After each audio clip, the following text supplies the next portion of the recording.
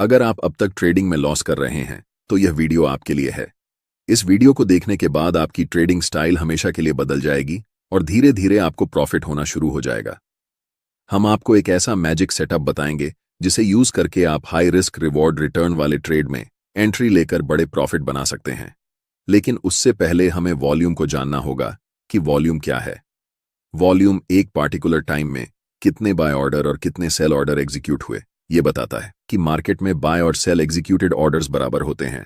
For example, अगर इस दिन एक 120 क्वांटिटी में बाय ऑर्डर लगे लेकिन सिर्फ 100 क्वांटिटी में सेल ऑर्डर लगे तो इस सिचुएशन में 100 क्वांटिटी ही एग्जीक्यूट होंगी, बाकी बचे बायर्स की 20 क्वांटिटी बची रह जाएगी। यहां पर बायर्स की 100 क्वांटिटी और सेलर्स की 100 क्वांटिटी का मतलब है कि इस दिन टोटल वॉल्यूम 100 होगी। जब कभी भी चार्ट्स पर हमें ज्यादा वॉल्यूम दिखे, यानी कि वॉल्यूम बार की हाइट नॉर्मल वॉल्यूम बार से थोड़ी ज्यादा हो, इसका मतलब होता है कि उस स्टॉक में उस पार्टिकुलर टाइम में ज्यादा बाय और सेल ऑर्डर्स एग्जीक्यूट हुए हैं।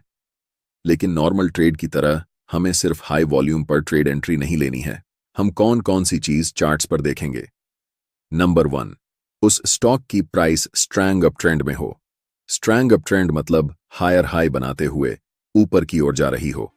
नंबर 2, उस चार्ट पर कंटीन्यूअस पैटर्न होना चाहिए। कंटीन्यूअस पैटर्न में असेंडिंग ट्रायंगल या फ्लैग एंड पोल होना चाहिए। बहुत सारे ट्रेडर्स चार्ट पैटर्न्स को रैंडमली ट्रेड करते हैं और लॉस कर लेते हैं, लेकिन उन्हें यह नहीं पता होता कि किस चार्ट पैटर्न को किस सिचुएशन में ट्रेड करेंगे। तीसरा मोस्ट इंपॉर्टेंट पॉइंट, जब प्राइस ब्रेकआउट कैंडल की हाई को तोड़ेगी तभी हम ट्रेड में एंट्री लेंगे। और नंबर 4, ब्रेकआउट वॉल्यूम बार के पहले की वॉल्यूम डिसेंडिंग ऑर्डर में हो, मतलब पहले बड़ी बार, उसके बाद धीरे धीरे बार की साइज छोटी हो रही हो और अचानक से ब्रेकआउट कैंडल की वॉल्यूम बार प्रीवियस वॉल्यूम बार से ज्यादा बड़ी हो, तभी हम ट्रेड में एंट्री करेंगे। एग्जिट के फिर 2 तरीके होंगे। हम अपना स्टॉप लॉस ब्रेकआउट कैंडल के लो के नीचे रखेंगे और अगर स्विंग लो थोड़ा नजदीक है तो हम अपना स्टॉप लॉस स्विंग लो के पास रखेंगे। टारगेट के लिए डिफरेंट मेथड्स यूज कर सकते हैं। या तो हम एक फिक्स्ड रिस्क रिवॉर्ड लेकर मार्केट से निकलेंगे, जिसमें एक है 3 मिनिमम रिस्क रिवॉर्ड होना चाहिए अगर आप फिक्स्ड रिस्क रिवॉर्ड के हिसाब से ट्रेड से एग्जिट लेते हैं।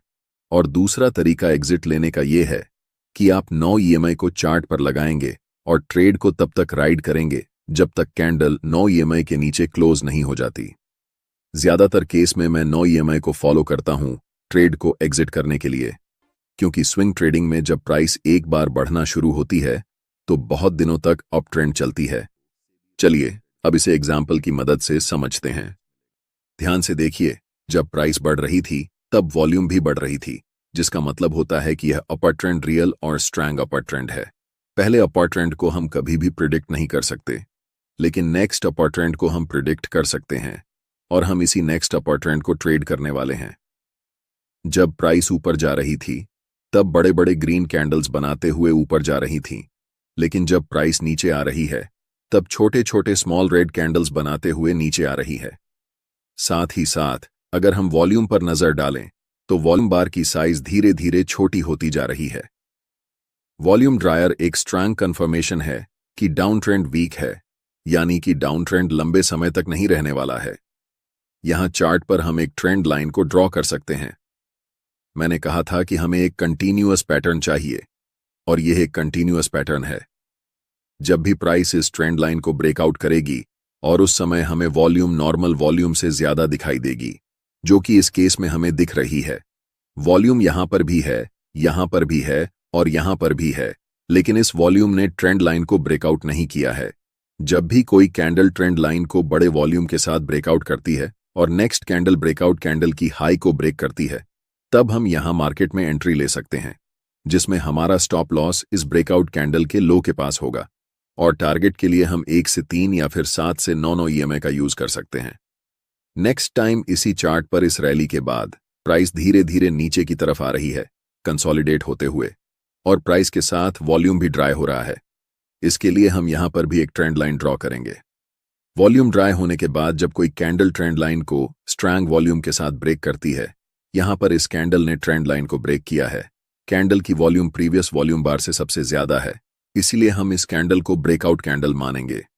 और जब भी प्राइस इस कैंडल की हाई को ब्रेक करेगी, हम यहां पर एंट्री लेंगे, जिसमें हमारा स्टॉप लॉस इस ब्रेकआउट कैंडल के लो के पास होगा और एग्जिट हम या तो 1 से 3 के रिस्क रिवॉर्ड पर करेंगे या फिर जब तक प्राइस 9 ईएमआई के नीचे क्लोज नहीं हो जाती तब तक हम ट्रेड को राइड करेंगे। इसी सिचुएशन में अगर आप देखेंगे तो अप ट्रेंड के दौरान प्राइस हाई बनाते हुए जा रही थी और जब प्राइस ऊपर जा रही थी तब वॉल्यूम भी बढ़ रही थी, जो कंफर्म करता है कि अप ट्रेंड स्ट्रांग था।